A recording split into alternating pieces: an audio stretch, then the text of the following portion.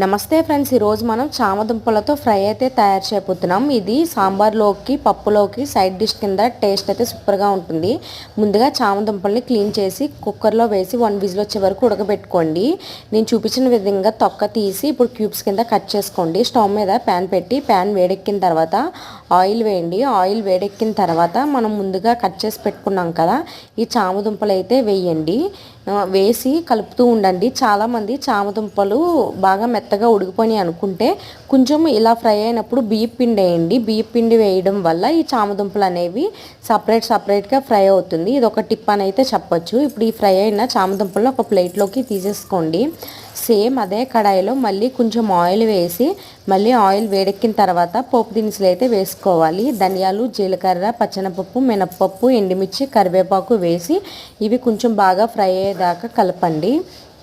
నేను ఇప్పుడు ముందుగా ఒక 2 ఆనియన్స్ తీసుకొని చిన్న ముక్కల కింద చాప్ చేసి పెట్టుకున్నాను. పచ్చిమిర్చి, ఆనియన్ వేసి బాగా ఫ్రై చేయాలి. దీన్ని దగ్గరగా ఫ్రై అయిపోవాలి. కొంచెం సాల్ట్ కూడా వేసి ఫ్రై చేసుకోండి. ఇందులో కారం, పసుపు, ఉప్పు వేసుకొని కొంచెం ఫ్రై చేసిన తర్వాత గరం మసాలా పౌడర్ వేసి బాగా ఫ్రై చేయండి. ఫ్రై చేసిన తర్వాత మనం ముందుగా పెట్టుకున్న చామదుంపలు కూడా ఇందులో వేసి బాగా ఫ్రై చేయడమే. మీ దగ్గర కొత్తిమీర ఉంటే కొత్తిమీర వేసుకోండి. నా దగ్గర లేదు కాబట్టి వేయలేదు. ఎంతో రుచికరమైన చామదుంపలు ఫ్రై అయితే రెడీ అయిపోయింది. ఇలాంటి మంచి వీడియోస్ కోసం మన ఛానల్ని సబ్స్క్రైబ్ చేయండి, లైక్ చేయండి, షేర్ చేయండి. Bye bye.